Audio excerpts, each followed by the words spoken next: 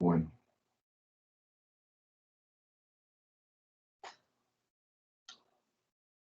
¿Se puede ver la presentación? Sí.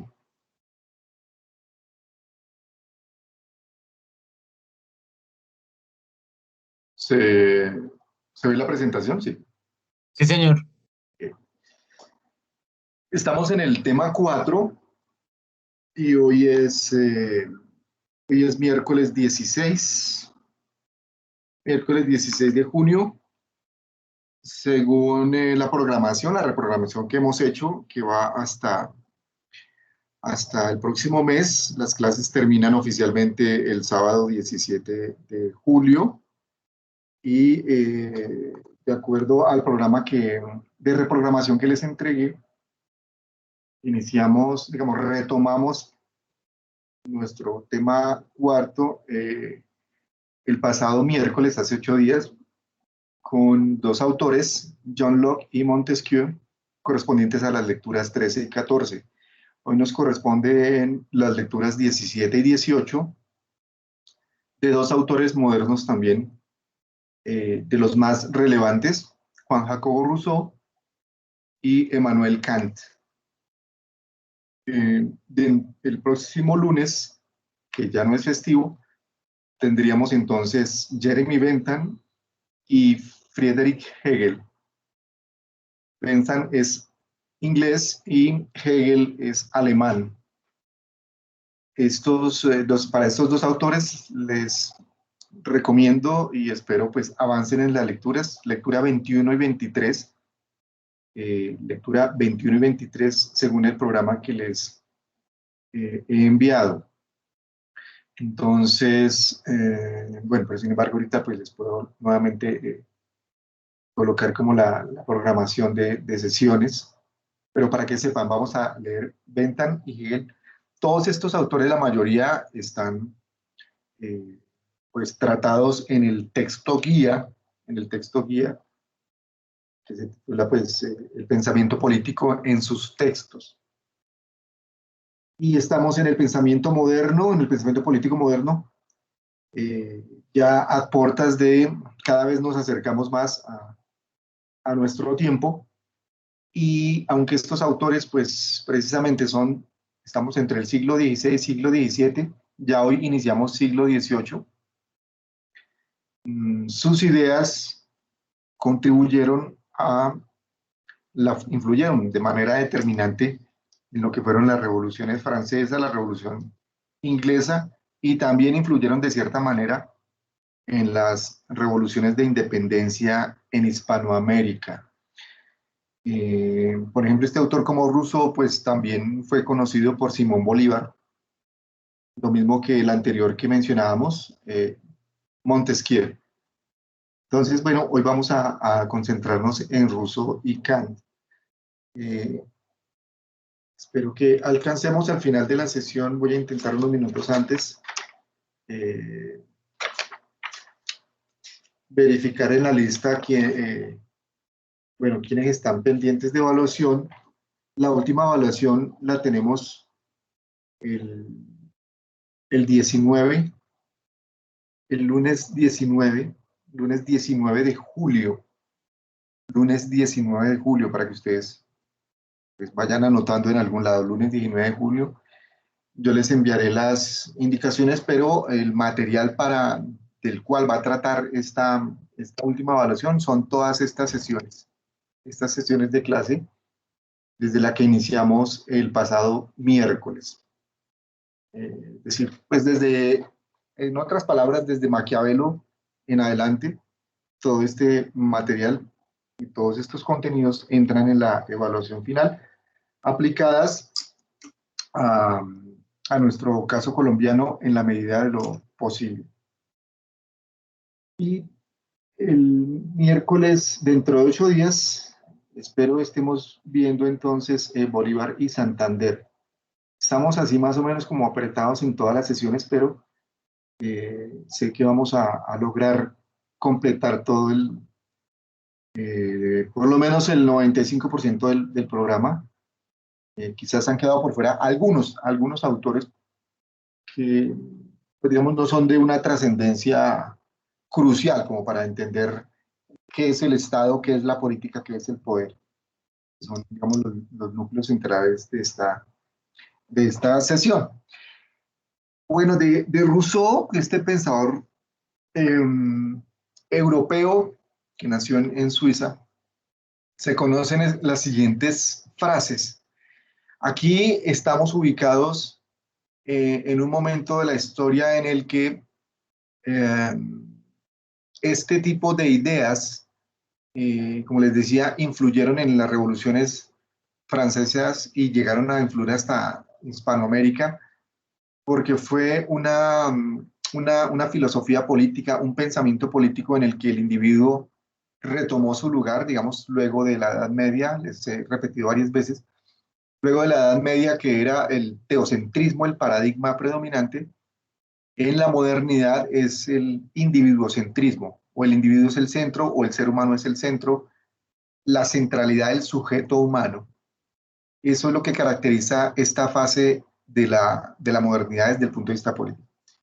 Y como también les he comentado, para uno entender qué es la política, cómo concebir la organización política de la sociedad, cómo se crearon nuestros estados, por qué nuestros gobiernos son lo que son, en parte depende del concepto que tenga de ser humano cada uno de estos pensadores, cada concepción antropológica, es decir, cada concepción que nos responde a la pregunta ¿qué es el ser humano? De alguna manera nos remite a cómo debe ser gobernado el ser humano. Juan Jacobo Rousseau, entonces, esta es su antropología y estas son sus frases que más resuenan, ¿no? Para él, el ser humano es bueno por naturaleza, el ser humano nace bueno, nace ingenuo, nace, digamos, desprovisto de todo tipo de ambición, de egoísmo. Él cree en que por naturaleza todos nacemos eh, dispuestos a vivir de una manera tranquila sin hacernos daño. Esto es una postura absolutamente distinta u opuesta a lo que nos decía Thomas Hobbes, ¿no? ¿Recuerdan? De la lucha de todos contra todos. Y su otra frase, pues digamos que también es muy similar, pero tiene otro énfasis. En el primero hablamos de bondad, de la bondad humana. La segunda idea es que eh, somos libres, pero estamos atados en todas partes. El ser humano nace libre, pero en todas partes está encadenado.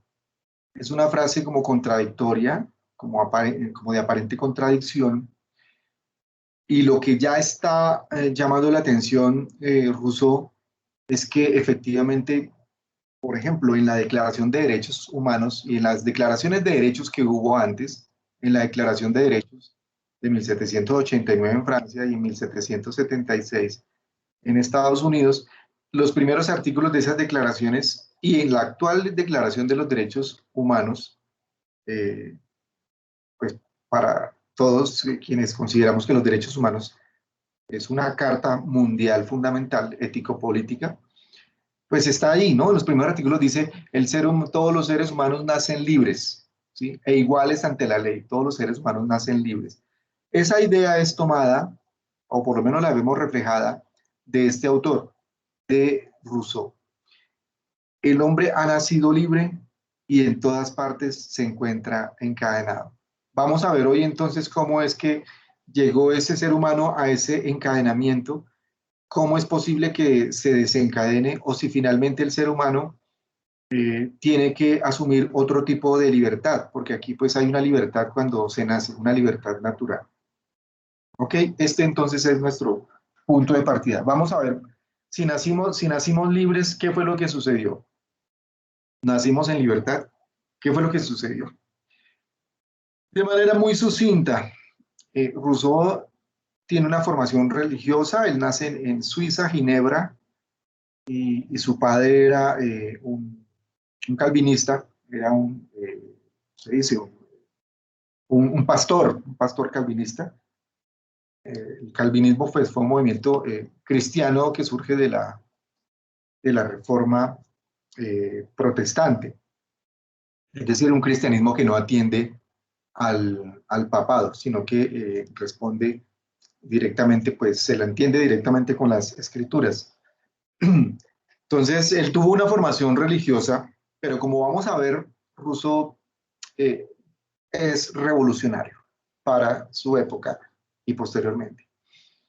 Según la tradición marxista, tanto del siglo XIX como en la contemporánea, Rousseau, y esto pues interesa a todos quienes se tengan alguna inclinación hacia el pensamiento de izquierda, hacia el pensamiento socialista o comunista, la tradición marxista lo reconoce como un antecedente, ¿sí? De esa fuerza. También vamos a ver de qué manera, ¿no? Y especialmente, pues, ¿por qué? Porque la tradición marxista reconoce que Rousseau sienta unas ideas claves para esa concepción marxista, socialista y comunista. Porque pues él tiene una posición muy radical y es que él niega la propiedad privada. Considera que la propiedad privada es, es como el origen del mal. Y también porque él busca fusionar al individuo, o sea, nosotros como individuos vamos a ser diluidos, vamos a ser fundidos en la comunidad, ¿sí? Entonces, nos fundimos en una comunidad casi homogénea. Entonces, la idea es fusionar al individuo en el interés común. El comunismo viene de lo común, ¿sí? Comunismo, por eso es comunismo, común, el comunismo, el comunismo. Entonces, el interés común impuesto por la sumisión a la voluntad general. Eh, pero repito, en particular, es su perspectiva frente a la propiedad. Vimos que John Locke, por el contrario, defiende la propiedad privada.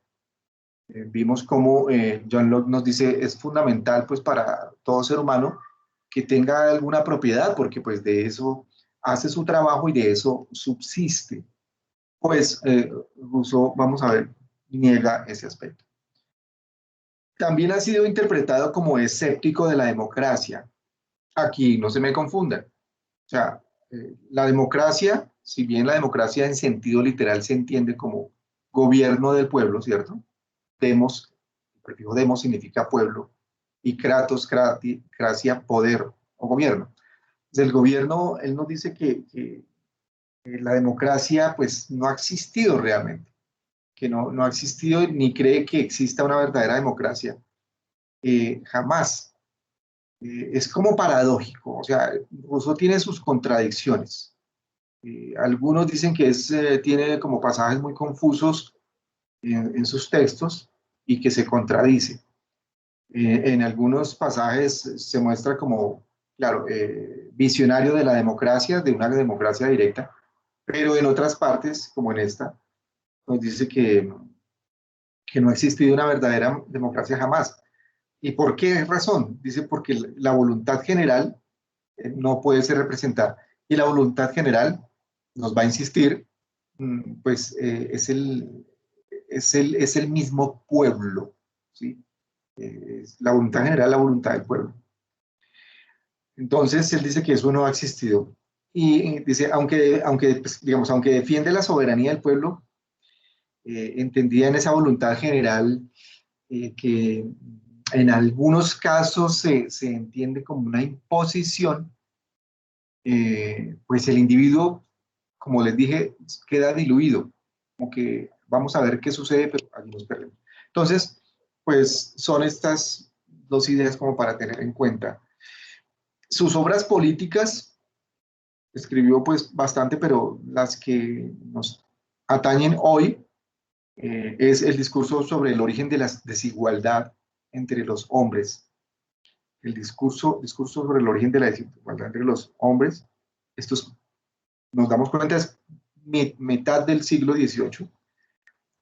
El Emilio o de la educación, que también es una obra en la que habla nos reitera esa idea de el ser humano nace bueno y la sociedad lo corrompe, y el contrato social, que son claves. El Emilio de la Educación y el Contrato Social son publicadas en esa misma fecha, en 1762. unos años después, pero con la que inicia es el origen de la desigualdad. Y bueno, sobre la desigualdad humana hay bastante escrito. No obstante, Rousseau es uno de los clásicos para entender por qué los seres humanos somos desiguales, ¿sí? ¿Qué es eso de la desigualdad humana? Como en todos los autores, este se ubica en un racionalismo idealista. Él tiene poca experiencia digamos, en la vida pública, a diferencia de los otros autores. Es un pensador pues, que sobresale del siglo llamado siglo de las luces, el siglo XVIII o el siglo de la Ilustración, que también se llamó pues, el siglo del despotismo ilustrado, porque pues quienes eran sus líderes intelectuales eran muy ilustrados, pero aún compartían ideas del despotismo, de la injusticia o ideas que iban, digamos, tenían en un lugar muy irregular, no preponderante al pueblo. Rousseau, por el contrario, difiere de estos ilustrados y ubica al pueblo en un lugar importante. Rousseau se concentra en el contrato social, digamos, si pudiéramos sintetizar su pensamiento. No es esta síntesis puede ser polémica y puede ser criticada por los profusos estudiosos de Rousseau. Pero para que nosotros desde la administración pública tengamos una idea, tenemos que ubicar e identificar cada autor. Entonces, Rousseau, no se les olvide, es sinónimo de contrato social. Si bien John Locke nos había hablado del contrato social, era un contrato social diferente en el que el individuo entrega su voluntad, pero recuerden, se queda con una parte, se queda con la mitad, digamos, de su voluntad. La otra mitad de la voluntad la entrega a la causa común. Rousseau, su contrato es diferente. El contrato social busca constituir, configurar un yo común, ¿sí? Un yo común.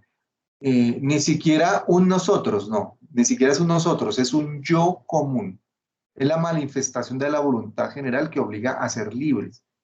Entonces, es también como contradictorio una voluntad, ¿sí? Constituimos una voluntad común, un yo común, y esa voluntad general nos va a obligar a ser libres, a todos por igual, ¿sí? Y para él la sociedad es una asociación, no es una sumatoria de voluntades, como habíamos visto en los otros pensadores, ¿sí? No es una suma de individuos, no. Es una asociación, o sea, cada uno tiene que participar.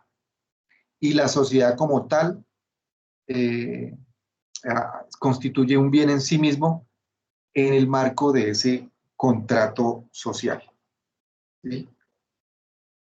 Bueno, esa idea también creo que es muy clara, es un contrato muy diferente.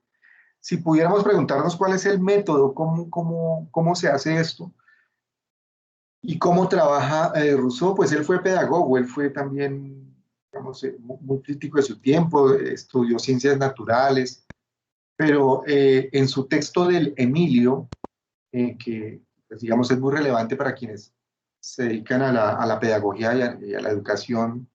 El Emilio o de la educación es un texto clásico sobre, podríamos decir, es como una filosofía de la educación.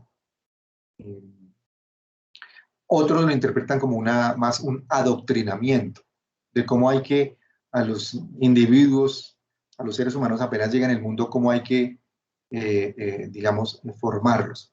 La pedagogía y la crítica contra el liberalismo iniciado por Locke es como su método.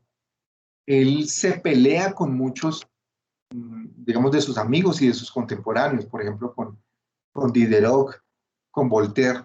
No sé, cuando ustedes vieron en algún momento historia o si vieron alguna vez o escucharon sobre la Revolución Francesa y sobre sus precursores, quienes fueron las figuras sobresalientes en esa Europa central, pues Diderot, Voltaire, estos franceses eran pues conocidos de Rousseau y él terminó peleado con todos ellos porque pues fue muy radical criticó muchísimo a sus contemporáneos, quiso ser como diferente, y, y él se va en contra pues del liberalismo iniciado por Locke y todos aquellos que compartieran esas ideas liberales.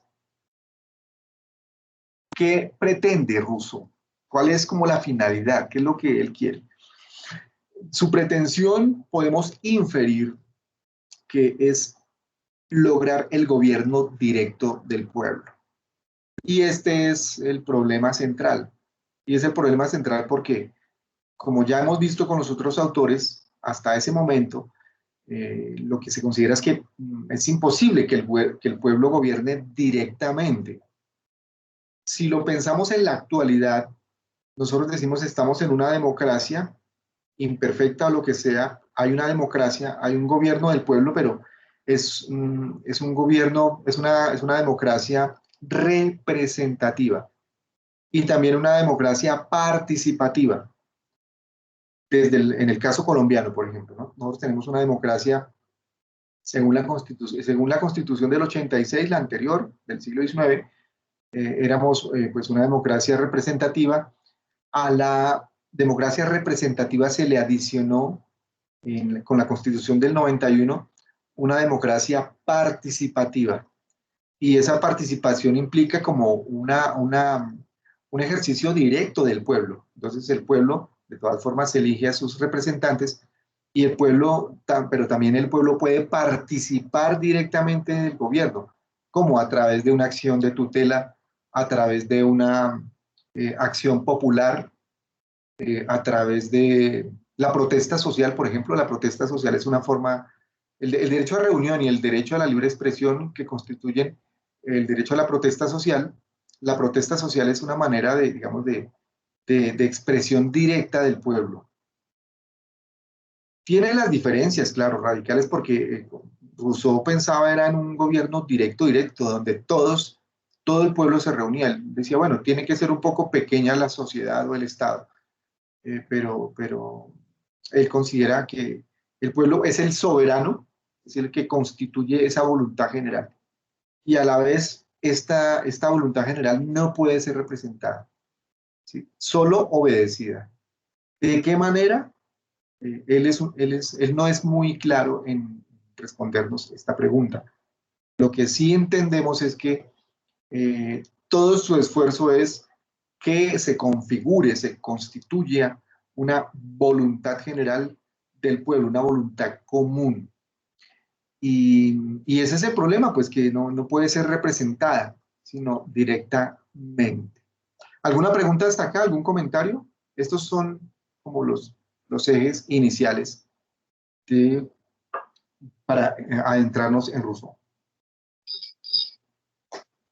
Pero entonces Rousseau fomenta que el hombre nazca libre, pero después que se congregue y venda esa libertad por la sociedad.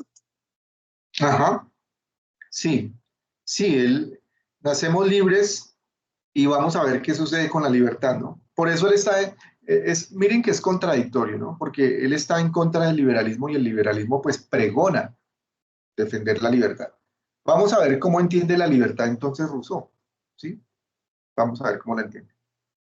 Bueno, entonces, contrato social. Cuando ustedes escuchen hablar, discutir del contrato social, pues, y si quieren profundizar, pues recuerden esta clase que es apenas un esbozo como para que ustedes se motiven a leer a Rousseau sobre qué es el contrato social.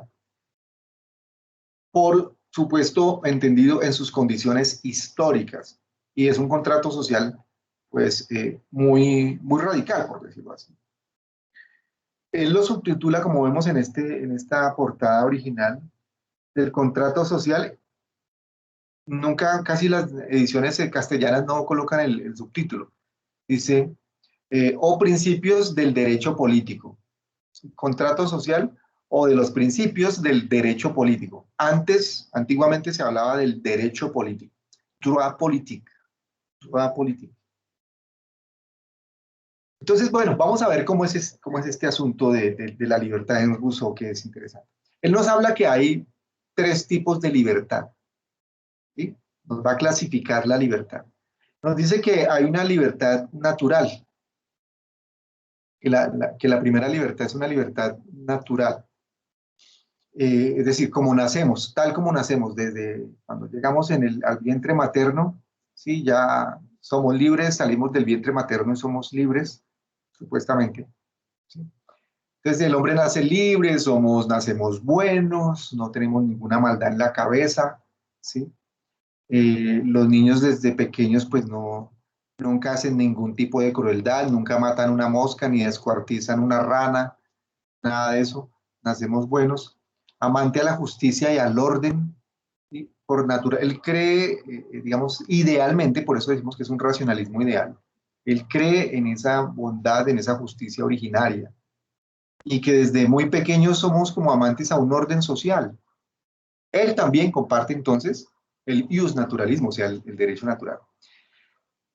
Sin perversidad en el corazón, ¿no? Sus primeros movimientos naturales son rectos, ¿ok? Así, un estado de pureza. Llegamos al mundo puros, ¿sí? O sea, no tabula rasa, no, ya llegamos buenas al mundo.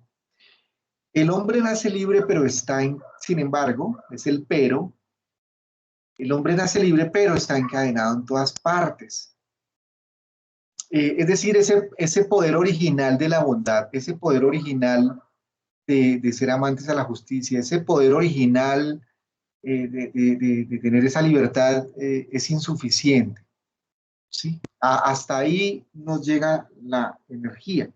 Nosotros podríamos criticar a Rousseau acá y decir, bueno, somos libres desde que nacemos, no, más bien somos dependientes. Esta ya es una interpretación y una postura mía, un punto de vista particular. ¿Sí?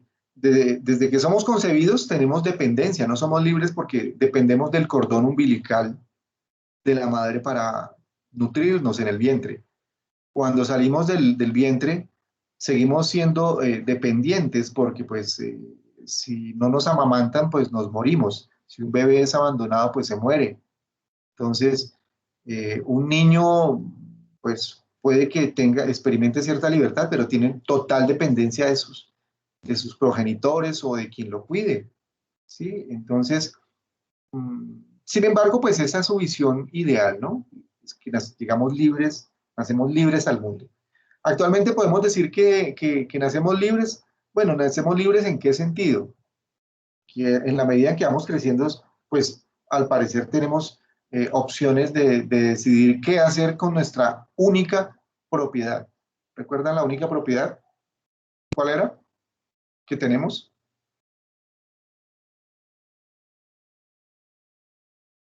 ¿Recuerdan que John Locke nos habló de la primera y única propiedad que tenemos los seres humanos, ¿no? La primera, nuestra persona. O sea, somos dueños de nosotros mismos. Esa es la primera propiedad, nos decía John Locke. Somos dueños de nosotros mismos. Rousseau nos dice, bueno, él no habla de ser dueños de nosotros mismos, para nada. El tema del individuo no le llama mucho la atención y ya vamos a ver por qué. Nacemos libres, pero eso no es suficiente. Entonces hay una segunda libertad que es la libertad civil. ¿Qué es la libertad civil? Él dice que pues es la que obtenemos al asociarnos en comunidad. Es la libertad que nos sucede cuando el ser humano evita sus inclinaciones y consulta la razón. Entonces, no nos dejamos llevar por los instintos, sino que usamos la razón y nos asociamos con los demás. Es la libertad que para él limita la voluntad general. ¿Sí? Entonces, llegamos a una sociedad para él constituir esa sociedad civil, que para otros autores es la sociedad política. Cada vez que ingresamos a esa sociedad, en este caso la que imagina, la que tiene planteada Rousseau, pues allí hay una voluntad general y empieza a darnos límites al tiempo que nos libera. Entonces, la libertad civil es un poder común de todos cuando ya entramos en sociedad. ¿sí? Es otra libertad. La libertad se transforma, pero ya tenemos una limitación que es la voluntad general. Y esto es lo que debería ser, según él, la aspiración, que tuviéramos una libertad civil. La tercera libertad es la libertad moral. Tuvo formación pues religiosa, pero también, digamos, él por ser estudioso de los autores de su tiempo y de algunos clásicos, él reconoce que los seres humanos también somos de naturaleza moral. La libertad moral, él dice, es la única que convierte al hombre verdaderamente en amo de sí mismo. Porque el impulso, dice, porque el impulso exclusivo del apetito es esclavitud, ¿sí? O sea, cuando nos dejamos llevar por los instintos somos esclavos, por los impulsos somos esclavos. Y la obediencia a la ley eh, y la obediencia a la ley que uno se ha prescrito, pues es libertad. Entonces, este es un poder de sí. Esta idea también sería contradictoria en él, ¿sí? Como que, aunque él la clasifica, lo que vemos y lo que podemos entender es que para él la libertad moral es como una fase previa a la libertad civil. Entonces, como somos amos de nosotros mismos, podemos conducir nuestros apetitos. Si nos dejamos llegar por nuestros apetitos, nos volvemos esclavos.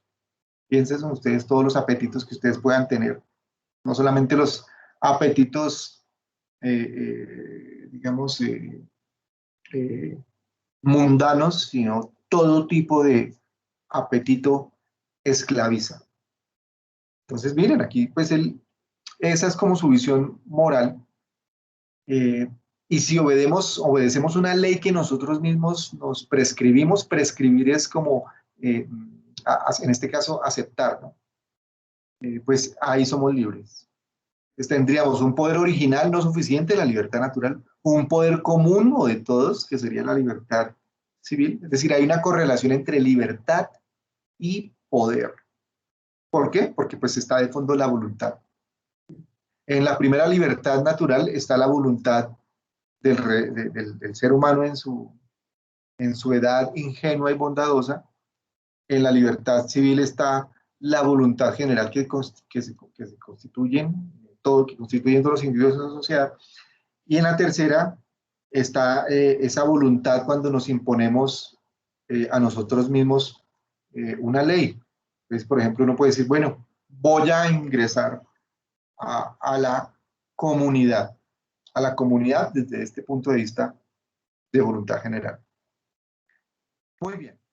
Por lo menos que nos quede claro que hay una libertad natural y de ahí en adelante empieza una libertad diferente, una libertad moldeada por la sociedad. Luego de tener más o menos claro cómo va concibiendo el ser humano ruso, nos podemos preguntar, bueno, y ahora él cómo explica que somos desiguales. ¿Por qué somos desiguales? ¿Ustedes creen que por qué existe la desigualdad? ¿Alguien pudiera decir por qué somos desiguales? O bueno, o todos somos iguales. Por dos razones, ¿no? La biológica y la manera y las capacidades de pensar. Mm, veo que Diego Andrés leyó. O sea, ajá, o sea, tiene que ver, sí, o sea, hay unas desigualdades como biológicas, ok. Podríamos decir en términos de Rousseau, habría una desigualdad natural, ¿cierto? Bien, pero ¿por qué?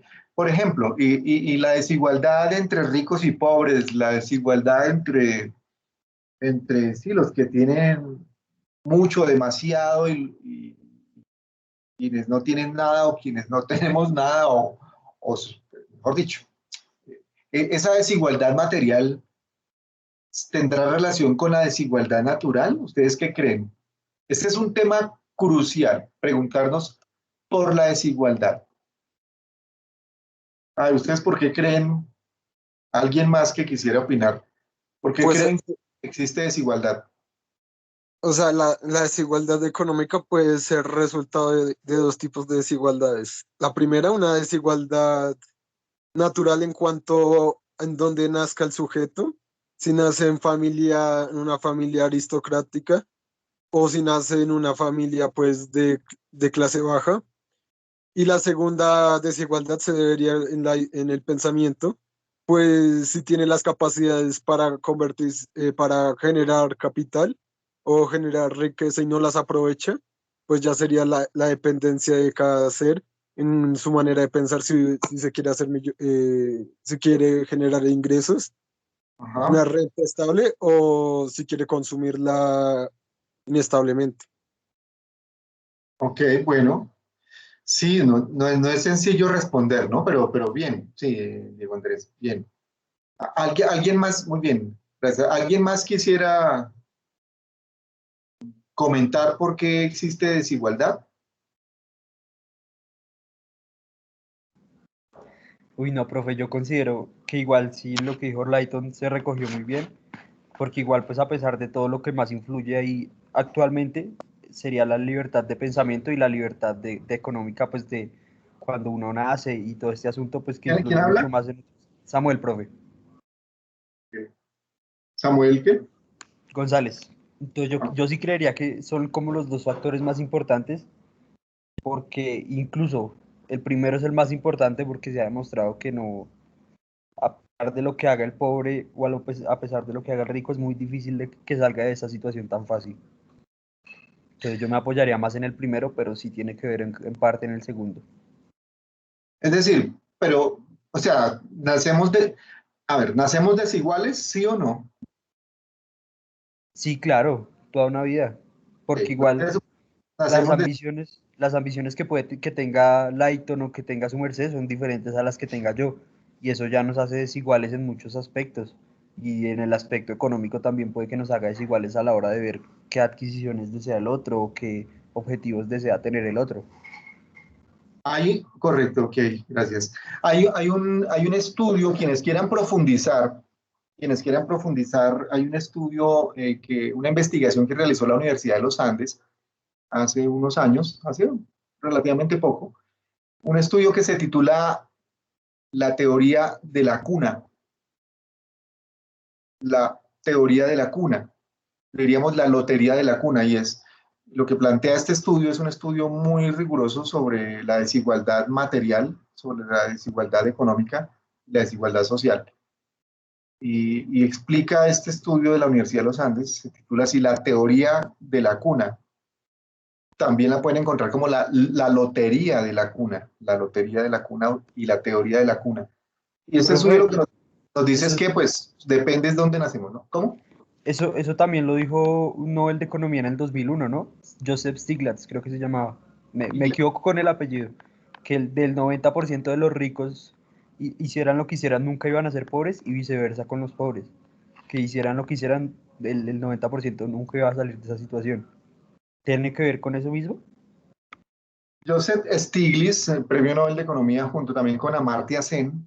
Amartya Sen también, pues de los economistas más reconocidos, él habla de las capacidades. Si ellos plantean la desigualdad material, hacen como una relectura del marxismo, especialmente digamos, de lo que es la postura digamos, la economía política, de cómo las sociedades se organizan desde su economía política. Y sí tiene que ver el estudio este que hizo la Universidad de los Andes, que es un buen estudio, o sea, no tenemos que tener prejuicios de dónde vienen los estudios.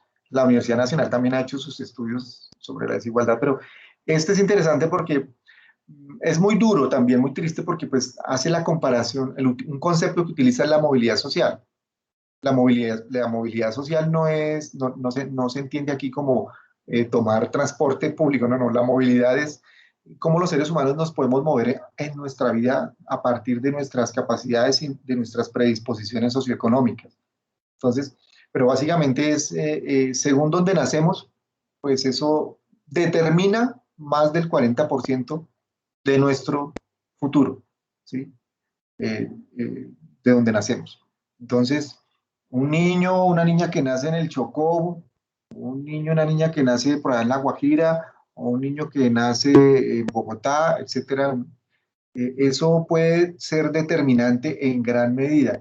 y a eso se le suma, pues, sus padres, sus progenitores, digamos, qué nivel de educación tuvieron, o cómo es ese entorno inmediato que rodea a ese niño, o a esa niña, cómo a ese nuevo ser, cómo determina ese entorno su futuro en términos de desigualdad material. Bueno, pero entonces, este tema de la desigualdad es muy, muy importante y vamos a ver cómo nos lo explica Rousseau. Entonces nos dice, hay una desigualdad natural. Hay una desigualdad natural y esa, pues, nacemos así. Entonces, bueno, comienza por la misma edad, ¿no? Tenemos diferencias en edades. Tenemos diferencias en salud.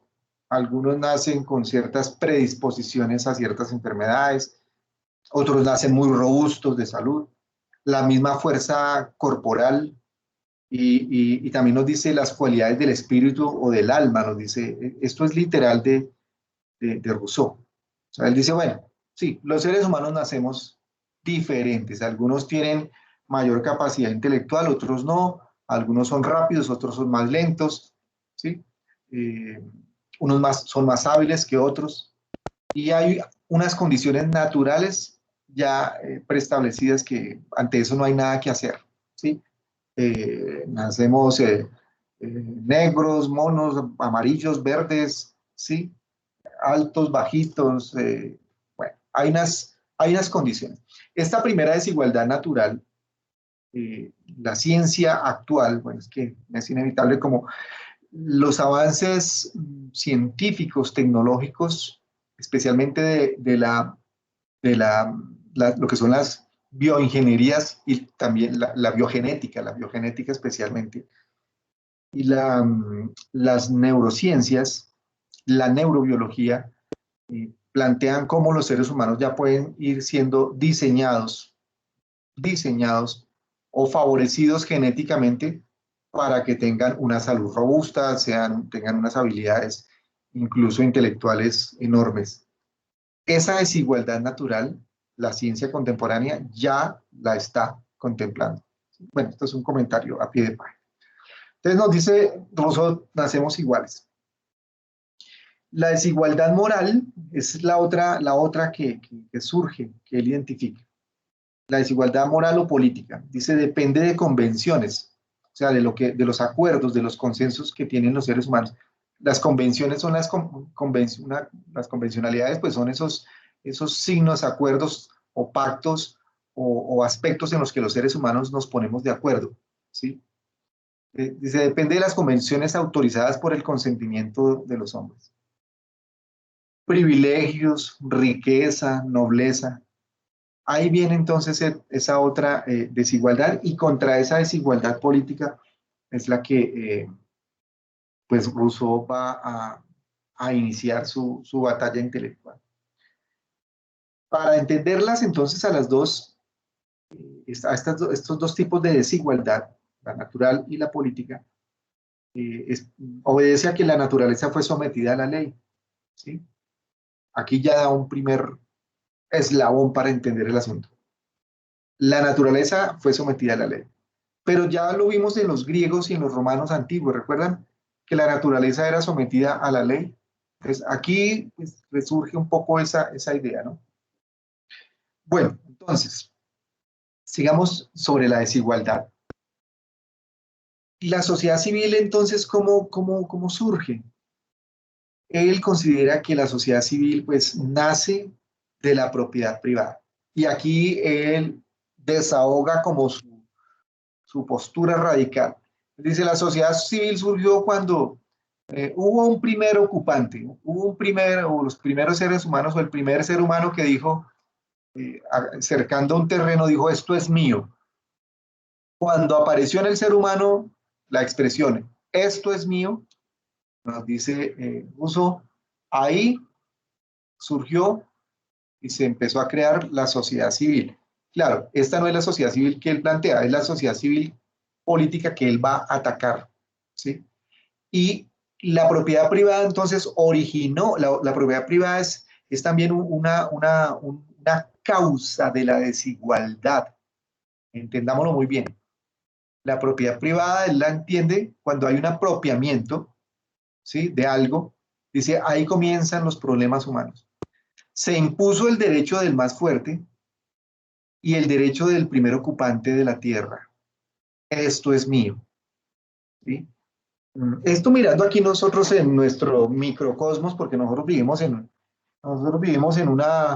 un grano de arena en este universo, y pues en el planeta Tierra, pues no lo, digamos, ha sido hiperdividido, cada metro cuadrado de este planeta está casi ya escriturado, por más que pensemos que los océanos aún no han sido explorados 100%, que los glaciales o las regiones árticas y antárticas, pues sí, como que eso nadie habita por allá, no, todo eso ya está, digamos, controlado y cada kilómetro cuadrado está como georreferenciado, ¿sí? Basta que ustedes ingresen a Google Earth, a Google Earth y van a ver cómo pues ya tenemos al mundo totalmente, ¿cierto? ¿Cómo diríamos? Está en un proceso de catastro, ¿no? Catastro, por utilizar una palabra criolla. El catastro, o sea, la agrimensura, o sea, la medición de los suelos. Cuando alguien dijo esto es mío, ahí comenzaron los problemas. Y generalmente cuando alguien dice esto es mío, ahí comienzan los líos, ¿no? Ahí comienzan los problemas y se necesita entonces la sociedad civil que regule esto es mío. La propiedad privada también contribuye a fundar la desigualdad, ¿sí? Pero recordemos, Rousseau es idealista. Él no es tan realista como...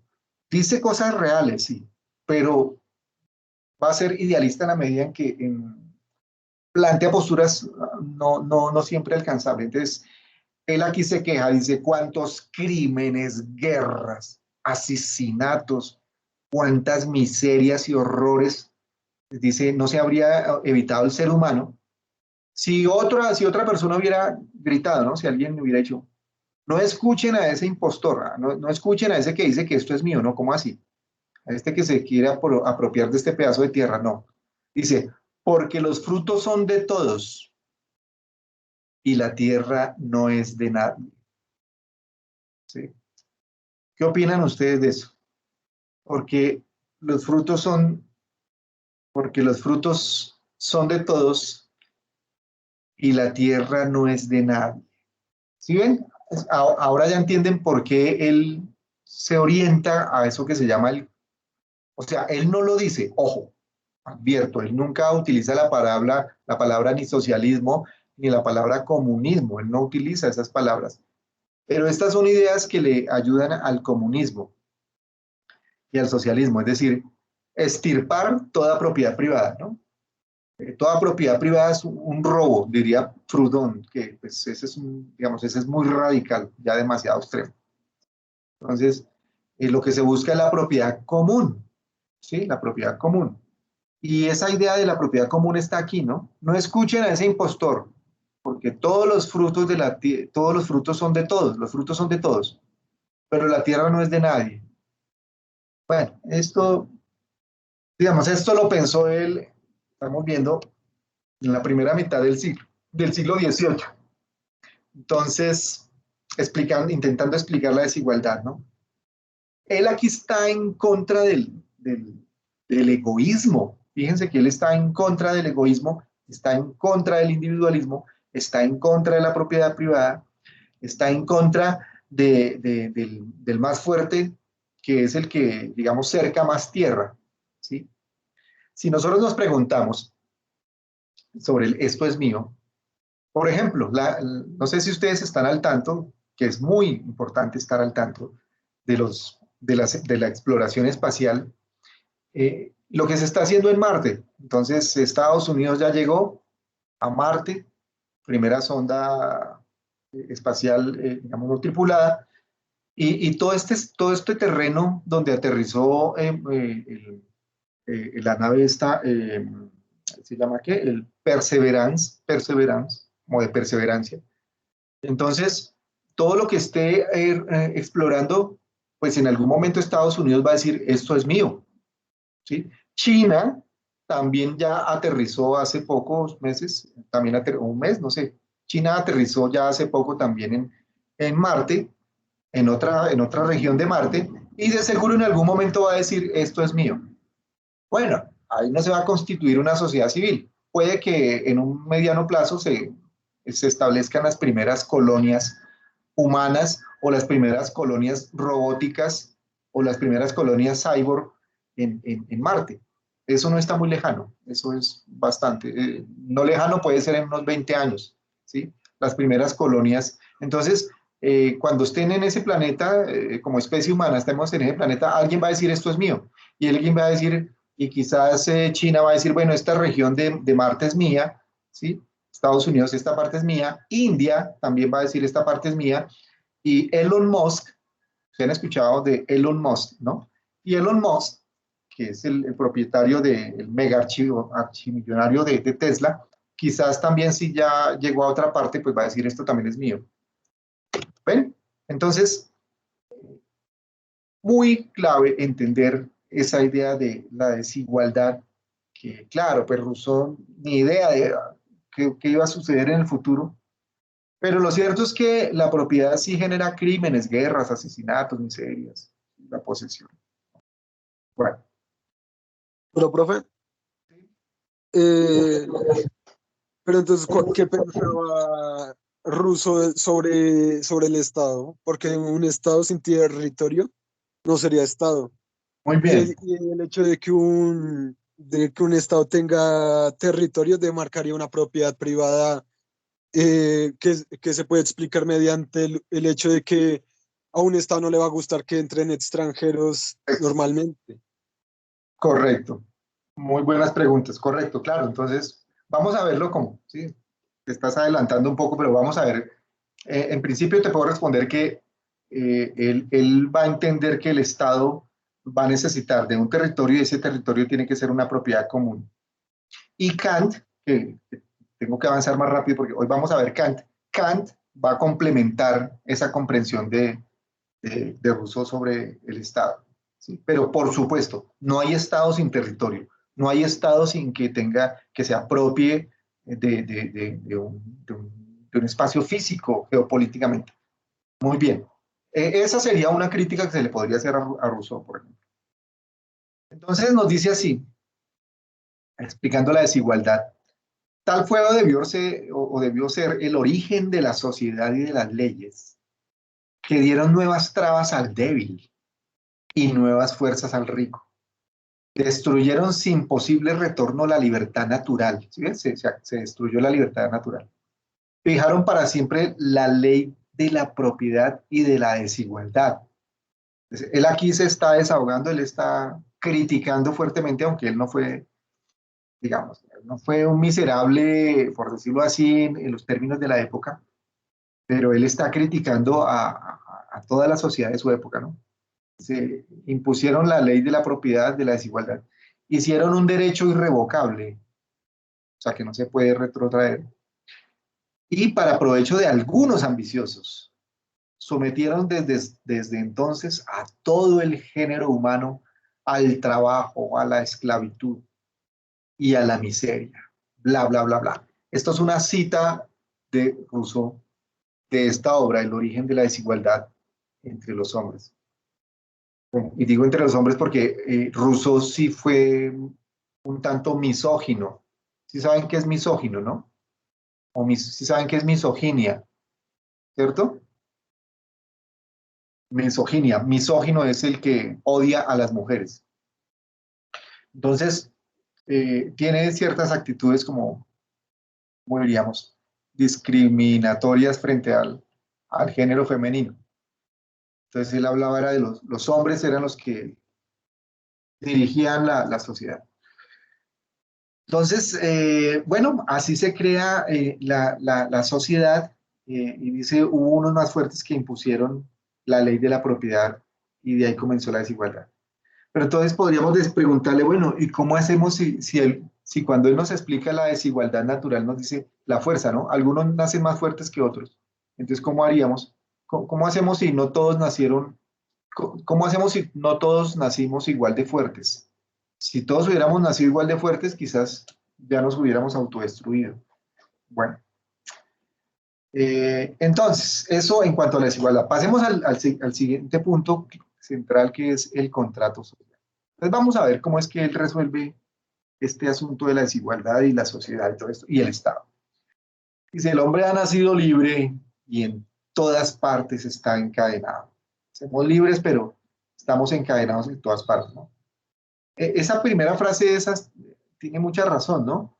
Miren, y es que si nos devolvemos acá, si usted no quiere depender del Estado, si usted no quiere depender del Estado, nunca tenga nada. O no, mejor dicho, nunca tenga una propiedad de finca raíz, ¿sí? Es más, ni siquiera tener una moto. Si usted tiene una moto, si uno tiene un carro o una moto, pues ya uno tiene que pagar impuestos, ¿sí? Toda propiedad, toda propiedad implica obligaciones con el Estado, en donde estemos. Si uno se va a ir a vivir a Bolivia, si uno se va a ir a vivir a Argentina, si uno se va a ir a cualquier lado, pues hay un Estado. Entonces usted tiene que, no, es que me voy a comprar una bicicleta acá. Bueno, igual cuando compra la bicicleta, pues tiene que pagar algún tipo de impuestos, ¿no? Algún IVA. Toda propiedad ata al Estado, se me olvidaba decirlo, pero especialmente la propiedad raíz o la propiedad de finca raíz o la propiedad de la tierra. Entonces, si uno no quiere depender del Estado, bueno, pues uno no tener tierra, pues para que no lo joroben por ese aspecto. Entonces nacemos libres y estamos encadenados, ¿no? Hay que ir a clase, tenemos que educarnos, tenemos que ir a protestar, tenemos que ir a defender nuestros derechos, tengo que ir a hacer el mercado, tengo que ayudarle a mi abuelita, tengo que ayudarle a mi hermanito, tengo que ir a cuidar a mi tío, a mi tía, tengo que hacerle el favor a esto, tengo que pagar esta deuda, o sea, nacemos libres, pero esto, en todas partes estamos encadenados, estamos atados. Desde que llegamos al mundo, llegamos a las cadenas, ¿sí? Siempre hay algún deber, siempre hay algo que como que esa libertad natural originaria, pues ya no la tenemos. Algunos se creen los amos de los demás, nos dicen, aún siendo más esclavos que ellos mismos. ¿De qué manera se ha producido este cambio? ¿Por qué se ha producido esto? Nos pregunta Russo. Dice, lo ignoro. ¿Qué puede hacerlo legítimo? Entonces él se responde, dice, creo poder resolver esta cuestión. Dice, cree que puede explicar por qué se legitimó pues ese encadenamiento a la vida social. Y ahí viene la idea del contrato. Entonces dice, el hombre puede sacudirse del yugo y recobrar su libertad. O sea, podemos liberarnos de ese encadenamiento, de esas cadenas de llegar al mundo. Dice, sin embargo, y les recalco una y otra vez, cuando ustedes lean lo que lean, alerta cuando escuchen, pero, no obstante, sin embargo, ¿no? Entonces, sin embargo, o pero, nos dice Rousseau, el orden social es un derecho sagrado. El orden social es un derecho sagrado. Y utiliza la palabra sagrado. Si le critican eso, dicen, bueno, pero ¿cómo así? ¿Por qué sagrado? Que sirve de base a todos restantes. ¿Sí? Que sirve de base a todos los restantes. Me faltó ahí un artículo, que sirve de base a todos los restantes, o sea, al resto de los seres humanos. El orden social es fundamental, mas este derecho no procede de la naturaleza, sino que se fundamenta en convenciones. Entonces él dice, lo que tenemos que resolver para entender en qué momento se legitimó la desigualdad, qué momento se legitimó la desigualdad, y se refiere, por ejemplo, a esa desigualdad política, hay que averiguar cuáles fueron esas convenciones o esos acuerdos. ¿Cómo se hace o cómo se crea la sociedad? A ver, según Rousseau. Entonces, por convenciones, o sea, surge un pacto social. Y eso no es un hecho natural, o sea, para él la sociedad no es un hecho natural como pensaba Aristóteles. Aristóteles decía que por naturaleza el ser humano es sociable, que por naturaleza somos un zoon politikon, un animal político, decía Aristóteles. Rousseau dice no, la sociedad es un acuerdo, es algo que es una convención y no es un hecho natural, ¿sí? No es un hecho natural. Dice que hay unas cláusulas en ese pacto social, en ese contrato. Dice, las cláusulas de ese contrato social se reducen a una sola. Y esto lo aplica él tanto para lo que él critica como para lo que él propone. Entonces él dice, en últimas, tal vez esto yo se los dije en una de las primeras sesiones sobre la alienación originaria. La alienación total de cada asociado con todos sus derechos a toda la comunidad. En otras palabras, nosotros mismos nos hemos atado a la cadena social. Nosotros mismos inevitablemente tuvimos que, o a regañadientes o como sea, haber aceptado ese pacto social, esa convención, ese contrato social. Y en últimas, lo que necesitamos es una alienación voluntaria. Recordemos que la palabra alienación, ¿sí? Significa el prefijo alienare, que significa ajeno. De ahí la palabra alien, los ajenos, ¿sí? Alien es ajeno. Entonces, alienación es lo ajeno en lo propio, lo ajeno en nosotros, lo de afuera en lo adentro, ¿sí? Lo extraño que nos llega a nuestro ser, entre comillas, original. Entonces, la alienación, necesitamos de una alienación total. Esa es una de las críticas que le hacen a Rousseau, ¿no? Pero ¿cómo así? Porque pues, si usted quiere vivir en una comunidad comunista, usted tiene que dejarse alienar totalmente. Usted tiene que dejarse alienar totalmente, ¿sí? Bueno, se aliena voluntariamente, pero es que no tiene otra, ¿sí? Tiene que dejarse alienar, es decir, llenar la cabeza de totalmente para que el contrato funcione. O si no, no hay contrato. Dándose cada uno a todos, no se da a nadie, ¿no? Entonces, si nos entregamos así, alienados a la comunidad, a la totalidad social, pues no se da a nadie. Al darnos a todos, no se da a nadie, ¿no? Esto me recuerda a una frase de un poeta colombiano, representante del nadaísmo, que dice, no te prometo nada para cumplírtelo todo, ¿sí? No te prometo nada para cumplírtelo todo.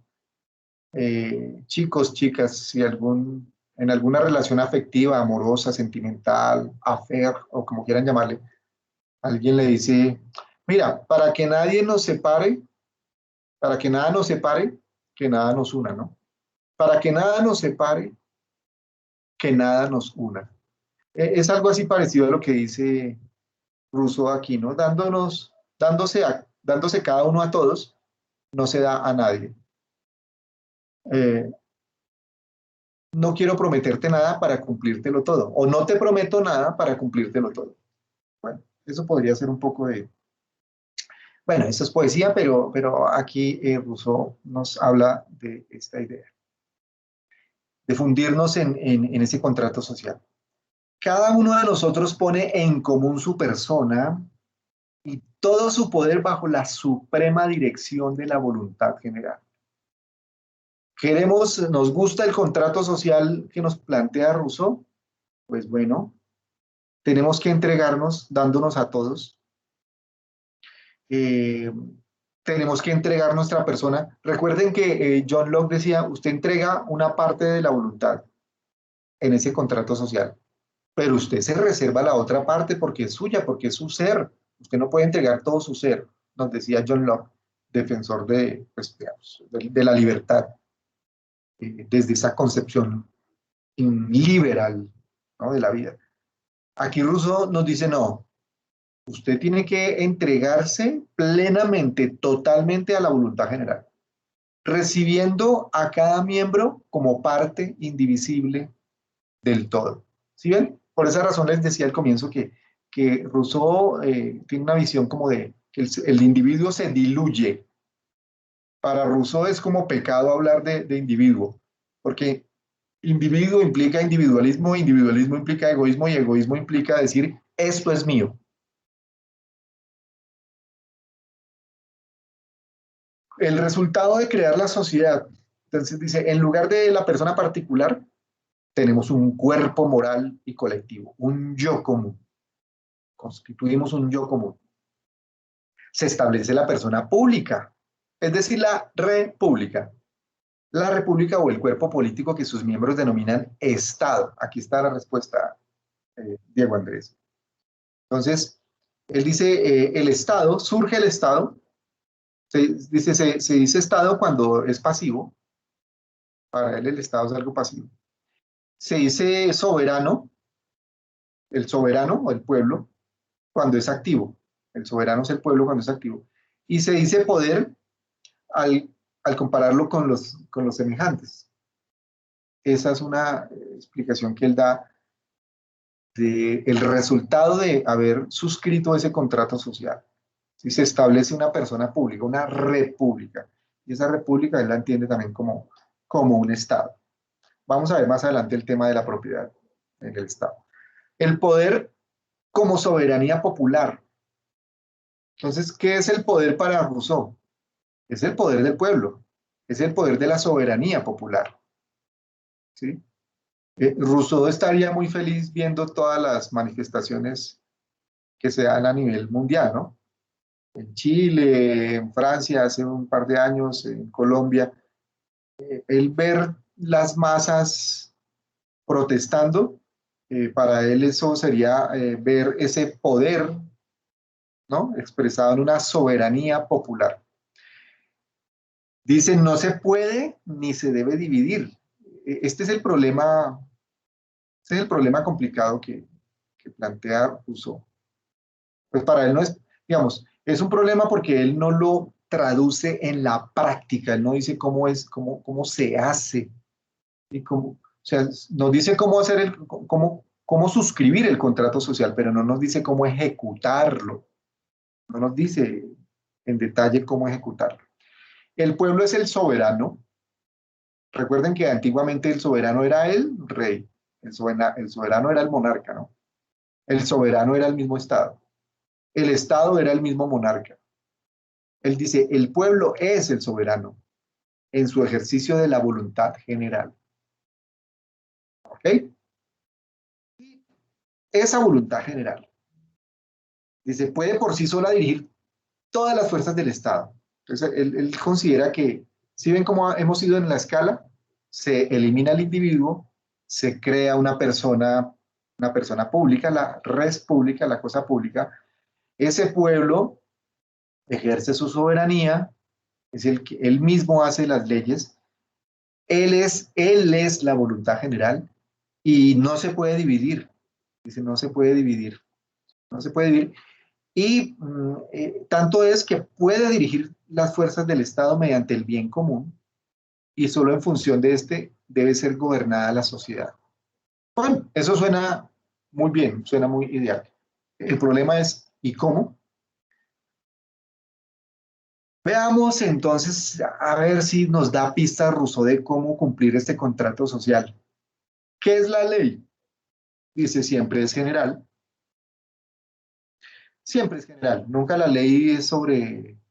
Siempre, bueno, esto ayuda para el derecho, a la teoría del derecho, ¿no? Las leyes son de carácter general, impersonal y abstracto. Son tres características de toda ley.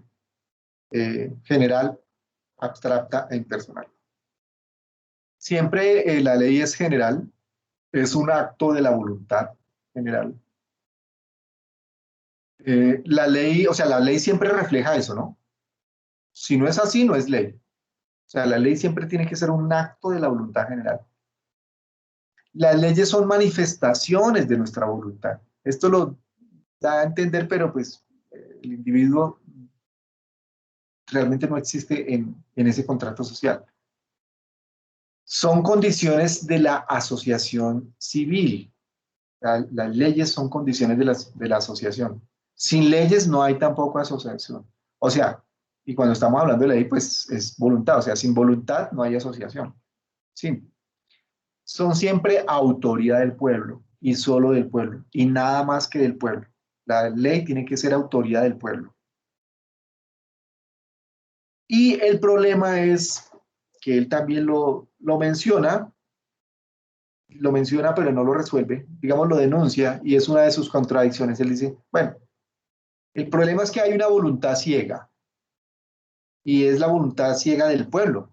Entonces, las masas, las muchedumbres, dice, con frecuencia, pues la masa no, o esa voluntad ciega no sabe lo que quiere, no se sabe lo que, o cree que quiere, cree saber lo que quiere, pero en últimas no sabe bien lo que quiere, porque rara vez sabe lo que le conviene.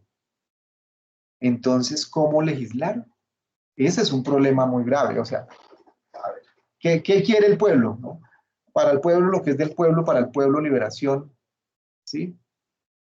Entonces, ¿qué hacemos? ¿Qué es lo que, cuál es la alternativa? Cómo hacemos para ponernos de acuerdo? Supongamos, bueno, supongamos no, somos 7.800 millones, 7.000 millones, 7.800 millones de habitantes en el mundo. En Colombia somos 48 millones, que es una porción pequeña. Y más los 2 millones de venezolanos, digamos, somos 50 millones de habitantes. De esos 50 millones de habitantes, ¿quiénes están, son mayores de edad, o sea, de 18 años en adelante, o de 16? Bueno, como el voto es a partir de los 18, entonces, en Argentina ya votan desde los 16 años, ese cambio se hizo hace poco. Entonces, ¿qué población de esos 50 millones de habitantes, de esos 48, digamos, es la población, ¿no?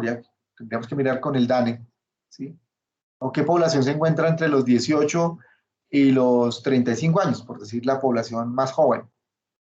Entonces, y si movemos, supongamos que 40 millones, de 48, 20, supongamos 20 millones de personas. 20 millones de personas, ¿cómo las ponemos? Es una voluntad. ¿Cómo nos ponemos de acuerdo? Bueno, no vayamos más lejos. Supongamos en las protestas sociales, supongamos 3 millones de personas, ¿cómo nos ponemos de acuerdo? ¿Ustedes se han intentado poner de acuerdo entre ustedes? Que son, ¿qué? 20 personas, 25 personas. ¿O ustedes se han intentado poner de acuerdo entre tres para tomar una decisión? ¿Sí? Vámonos a acampar a tal parte, vamos a hacer tal cosa, ¿qué vamos a hacer este viernes?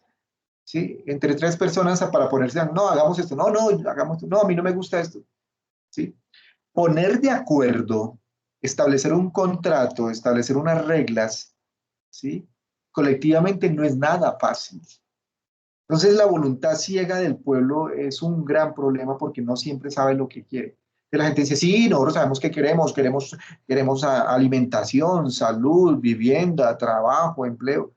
Pues la gente quiere comer, la gente quiere casa, pero la gente no quiere trabajar. Porque la gente quiera realmente, pues hasta estudiar, pues hasta incluso la gente, ay, qué pereza estudiar, ¿no? Eso, uno allá ir a escuchar a un profesor ahí que le hable vainas raras a uno. No, yo lo que quiero es hacer dinero de una vez, yo quiero es trabajar de una vez o bueno, buscarme un trabajo fácil, ¿sí? Porque como a veces la buena vida cansa y la mala amansa, pues a veces la mala vida amansa y la buena cansa, ¿no? Entonces, pensemos cómo dirigir la voluntad, una voluntad masiva de millones de personas. No es nada fácil. Si usted con su pareja no se pone de acuerdo qué película ver, si usted con su pareja le cuesta trabajo llegar a un acuerdo de algún gusto, de alguna... y ahora imaginémonos un contrato social con millones de personas, ¿no? Ahí se genera una voluntad ciega, que muchas veces es arrastrada por ¿cómo es que dicen? En reino de ciegos, el tuerto es rey, ¿no? O en un pueblo de ciegos, el tuerto es rey. Ahí el que medio habla clarito y el que medio, uy, sí, por ahí es, vayámonos por ahí por donde dice este, sí. Pero es una voluntad ciega generalmente, y lo reconoce el mismo Rousseau. Vaya problema. Uy, caramba. Entonces, el contrato social, el legislador se necesitaría una inteligencia, miren lo que nos dice él, se necesitaría una inteligencia superior que viese todas las pasiones humanas sin experimentar ninguna, que no tuviese ninguna relación con nuestra naturaleza, conociéndola a fondo. Serían precisos dioses, o sea, necesitaríamos de dioses para dar leyes a los hombres. Por eso les dije que él es un racionalista idealista. Entonces el legislador es un hombre extraordinario. Él dice, no, definitivamente legislar, hacer leyes, poner de acuerdo para salir de esa voluntad ciega, pues necesitamos algo extraordinario. Aquí ya nos está diciendo dioses o un legislador extraordinario. Bueno, él dice que en todo caso ese poder legislativo pertenece al pueblo y solo pertenece a él. Necesita, lo interesante, Rousseau dice, necesita la fuerza pública. Ese poder legislativo no es nada si no hay una fuerza pública. Dice, necesita la fuerza pública, un agente propio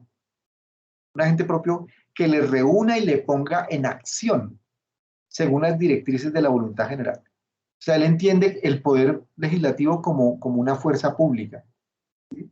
No la fuerza pública militar ni policial, no, pero sí nos habla de una fuerza pública que le ponga en acción. O sea, debe tener una capacidad pero no lo describe, apenas lo menciona, no lo resuelve el problema.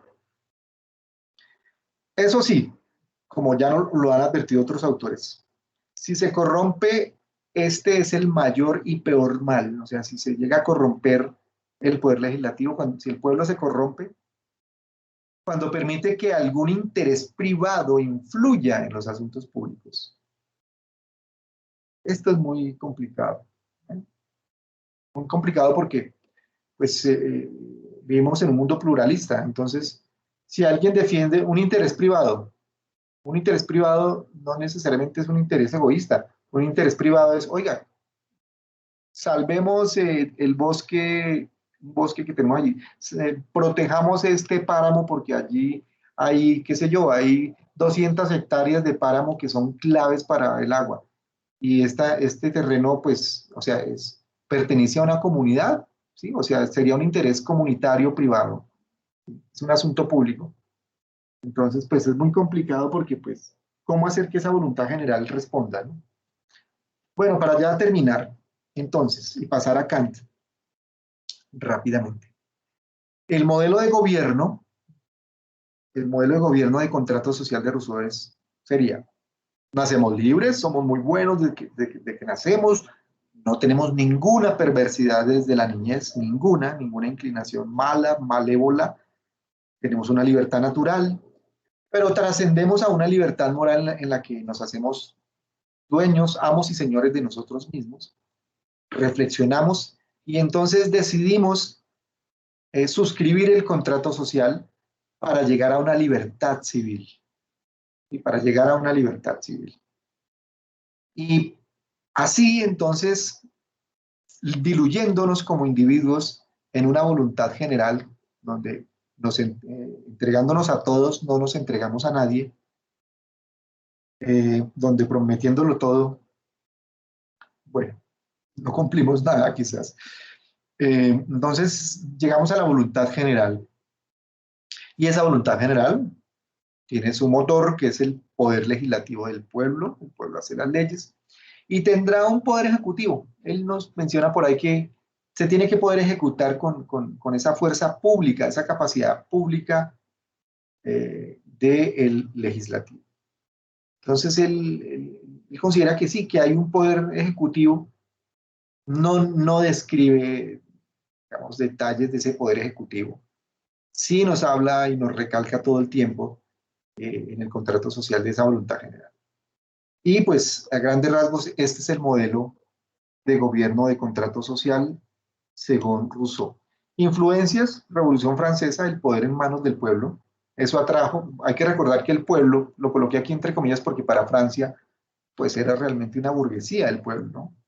Eran los comerciantes.